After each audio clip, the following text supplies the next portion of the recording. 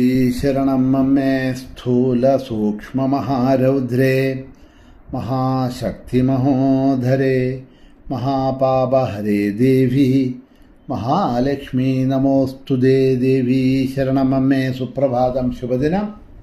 എല്ലാ ധന്യാത്മാക്കൾക്കും പുലർകാല വന്ദനം. ശ്രീമദ് ദേവി ഭാഗവത നിത്യപാരായണ പരമ്പരയുടെ ഇന്നത്തെ യജ്ഞവേദിയിലേക്ക് സുസ്വാഗതം. നവമസ്കന്ധം തൃതീയ അധ്യായം അവലോകനം ചെയ്തു കൊണ്ടുവരുന്നു. അതിൽ ആ മാംസപിണ്ഡം രണ്ടായി പിളർന്നുവെന്നും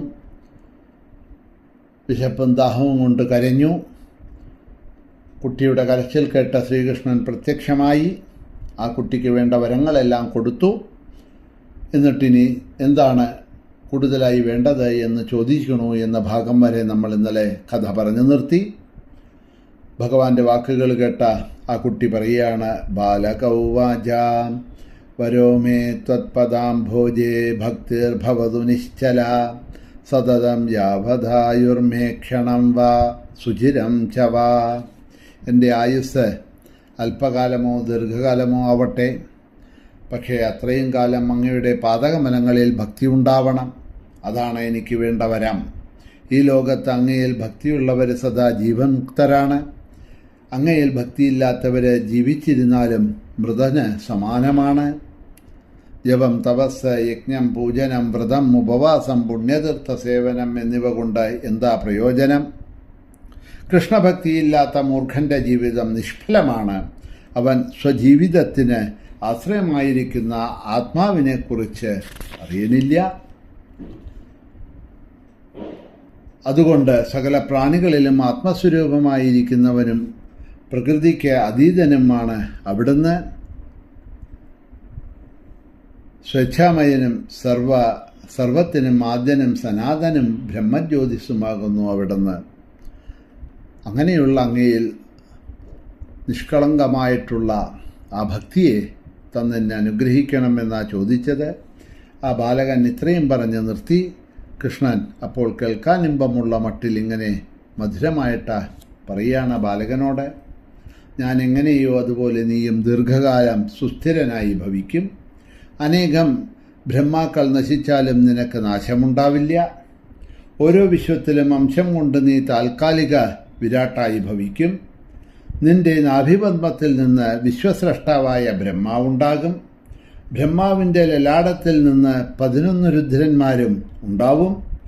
ശിവാംശഭൂതരായ രുദ്രന്മാർ സൃഷ്ടിയുടെ സംഹാരം നിർവഹിക്കും. കാലാഗ്നിരുദ്രന്മാരായ അവരിൽ ഒരുവനായിരിക്കും വിശ്വസംഹര കർത്താവാകുക.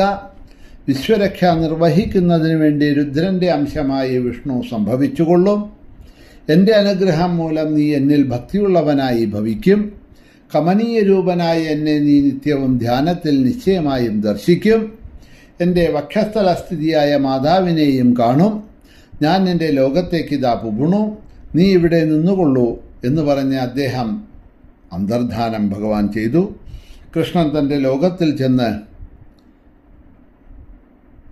സൃഷ്ടിക്കുന്നതിന് ശക്തനായ ബ്രഹ്മാവിനെയും സംഹരിക്കുന്നതിന് ശക്തനായ ശങ്കരനെയും വിളിച്ച് അപ്പോൾ തന്നെ പറഞ്ഞു, സൃഷ്ടിം സൃഷ്ടും ഗച്ഛവത്സ നാഭിപത്മോദ്ഭവാ ഭവ മഹാവിരാട് ലോമകൂഭേ ക്ഷുദ്രസ്യ ച വിധേ ശൃണു.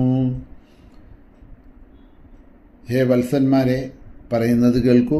സൃഷ്ടി നടത്തുന്നതിന് വേണ്ടി മഹാവിരാട്ടിൻ്റെ ലോമകൂപത്തിലെ ക്ഷുദ്രവിരാട്ടിൻ്റെ നാഭികമലത്തിൽ ചെന്ന് നിങ്ങൾ ജനിക്കണം.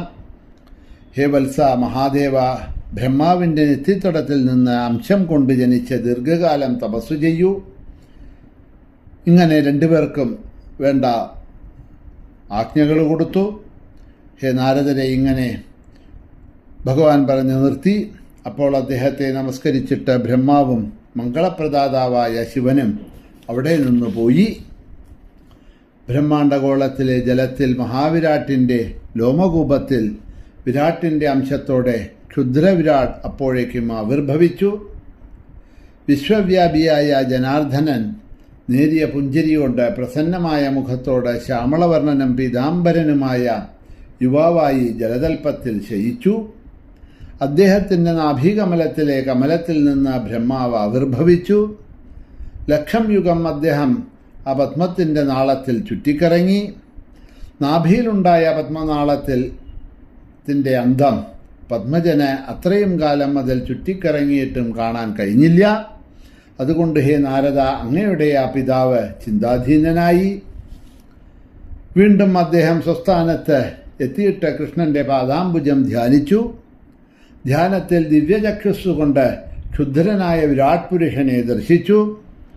ബ്രഹ്മാണ്ഡഗോളത്തിലെ ജഗത്തൽപ്പത്തിലാണ് അദ്ദേഹത്തിൻ്റെ ശയനം എന്ന് മാത്രമല്ല, രോമകൂപത്തിൽ ബ്രഹ്മാണ്ഡത്തെയും അതിൻ്റെ പരമപുരുഷനായ ഈശനുമായ കൃഷ്ണനെയും ഗോപഗോപീ സഹിതമായ ഗോലോകത്തെയും കണ്ടു. പിന്നെ അദ്ദേഹത്തെ സ്തുതിച്ച വരം നേടി അദ്ദേഹം സൃഷ്ടി ആരംഭിച്ചു. ആദ്യം ബ്രഹ്മാവിന് മാനസപുത്രന്മാരായ സനകാദികൾ ജനിച്ചു. പിന്നെ ശിവാംശമായി ഏകാദശ രുദ്രന്മാരും ഉണ്ടായി. പിന്നെ ക്ഷുദ്രവിരാട്ടിൻ്റെ വാമഭാഗത്ത് നിന്ന് ലോകസംരക്ഷകനായ വിഷ്ണു ജനിച്ചു. ചതുർഭുജനായ ഭഗവാൻ ശ്വേതദ്വീപവാസിയായി. ക്ഷുദ്രവിരാട്ടിൻ്റെ നാഭിപത്മത്തിൽ നിന്ന് പിന്നീട് വിധി വിശ്വം ചമച്ചു. സ്വർഗവും ഭൂമിയും പാതാളവും ചരാചരാത്മകമായ മുപ്പാലും സൃഷ്ടിച്ചു. വിരാട്ടിൻ്റെ രോമകൂപങ്ങൾ തോറും ഇങ്ങനെ പ്രത്യേകം ബ്രഹ്മാണ്ഡങ്ങളുണ്ട്. ഓരോ ബ്രഹ്മാണ്ഡത്തിനും ക്ഷുദ്രവിരാട്ടും ബ്രഹ്മാ വിഷ്ണു മഹേശ്വരന്മാരുമുണ്ട്. ഹേ നാരദരെ, അങ്ങനെ ശുഭവും സുഖദവും മോക്ഷപ്രദവുമായ കൃഷ്ണകീർത്തി ഞാൻ അങ്ങയ്ക്ക് വിവരിച്ചു കഴിഞ്ഞു. ഇനി എന്താണ് കേൾക്കാൻ ആഗ്രഹിക്കുന്നത് എന്ന് പറഞ്ഞുകൊണ്ടാണ് ഇവിടെ 3-ാമത്തെ അധ്യായം നവമസ്കന്ധം പരിസമാപിക്കുന്നത്. ഈ സൃഷ്ടിവർണ്ണനകൾ ഒക്കെ എത്ര ശ്രദ്ധയോടുകൂടിയിട്ട് നമ്മൾ കേട്ടു എന്നുണ്ടെങ്കിലും നമ്മുടെ ഉള്ളിലൊന്നും ഇത് അത്ര പെട്ടെന്ന് കയറുന്നതല്ല. സംശയങ്ങളോട് സംശയങ്ങളായിരിക്കും നമ്മുടെ ഉള്ളിലുണ്ടാവുക. കാരണം നമ്മൾ ഇത്തരത്തിലുള്ള സൃഷ്ടികളെയല്ല ശ്രീമദ് ഭാഗവത മഹാപുരാണത്തിൽ പറഞ്ഞു കേട്ടിട്ടുള്ളത്. സൃഷ്ടിയെ പറ്റിയിട്ട് അവിടെ ബ്രഹ്മാവ് നാരദന് ഉപദേശിക്കുന്നുണ്ട്. വിദുരർക്ക് മൈത്രേയർ ഉപദേശിക്കുന്ന ഭാഗങ്ങളുണ്ട്. അവിടെയൊക്കെ കുറേ വിസ്തരിച്ചൊക്കെ പറയുന്നുണ്ട് പലതും. അതിൽ നിന്നൊക്കെ വിഭിന്നമായിട്ട് ഒക്കെയാണ് ഇതാ ഇവിടെ പറയുന്നത്. കുറച്ചുകൂടി കേൾക്കാനും മനസ്സിലാക്കാനും സ്വീകാര്യവുമായിട്ടുള്ള കാര്യങ്ങളൊക്കെ ആയിട്ടാണ് ഭാഗവതത്തിൽ അവതരിപ്പിച്ചിരിക്കുന്നത് എന്നുണ്ടെങ്കിൽ അത്ര പെട്ടെന്നൊന്നും മനസ്സിലാക്കാൻ കഴിയാത്ത വിധത്തിൽ ഉള്ള ഒരു വർണ്ണനകളാണ് ഇവിടെ ഈ ദേവീഭാഗവതത്തിലെ വ്യാസൻ വിവരിച്ചിരിക്കുന്നത് എന്നർത്ഥം. എന്തായാലും നമ്മൾ ദേവീഭാഗവതം കേൾക്കുന്ന സമയത്ത് ദേവീഭാഗവതത്തിൽ പറഞ്ഞ ആ കാര്യങ്ങളെയാണല്ലോ കേൾക്കേണ്ടത്.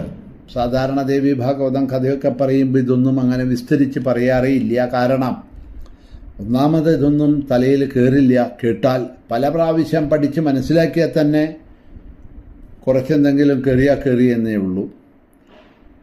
മാത്രമല്ല നമ്മൾ അറിഞ്ഞ കേട്ട മനസ്സിലാക്കിയിരിക്കുന്നതിൽ നിന്നുമെല്ലാം വിഭിന്നങ്ങളായിട്ടുള്ളതാണ് കേൾക്കുന്നത്. അപ്പോൾ അതിനെ സ്വീകരിക്കാനും